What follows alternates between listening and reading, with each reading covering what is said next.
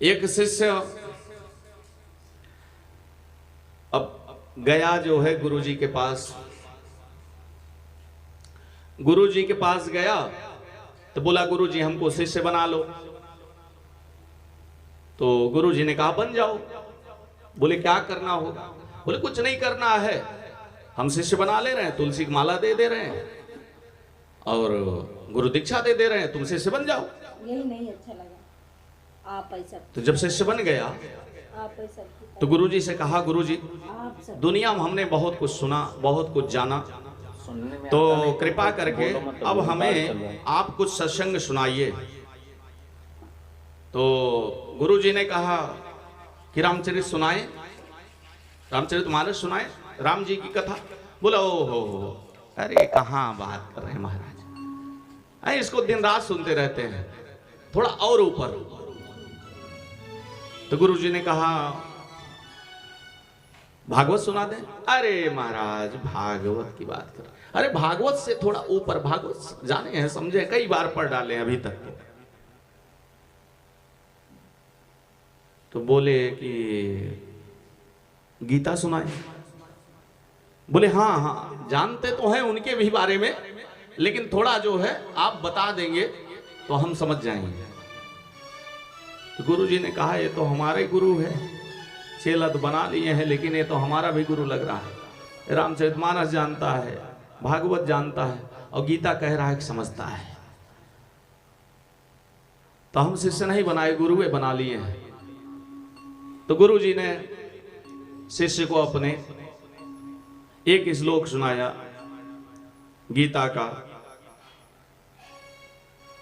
सर्वोपनिषदो गावो दुग्धा गोपाल नंदनः।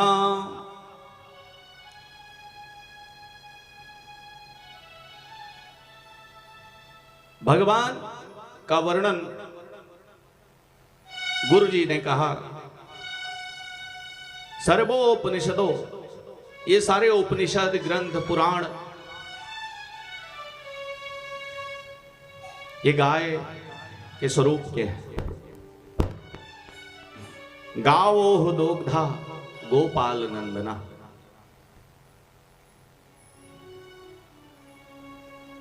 और बछड़े के रूप में भगवत सत्ता है।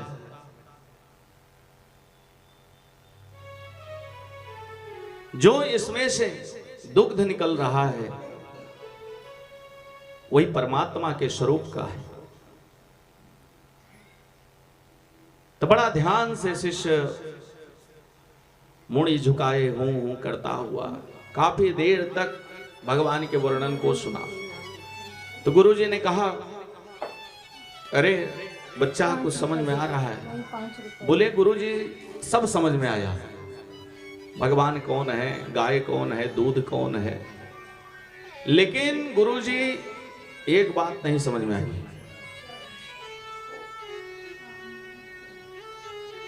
ये जो सर्वोपनिषदो गावो दुग्धा गोपाल नंदना के बीच में आता है दुग्धा, दुग्धा, ये दो गधा कौन थे? ये दो गधे कौन है? गुरुजी ने कहा कि हमारा सब सत्यानाश कर दिया। गुरुजी ने कहा वाह रे बच्चा वाह, आपने समझ लिया, लेकिन यहीं आ गए दो गधा पर। एक गधा मैं और एक गधा तुम, है ना? एक गधा हम हैं और एक गधा तुम हो, यही दोनों हैं। तो कभी कभी ऐसे गुरुजी को शिष्य भी मिल जाते हैं।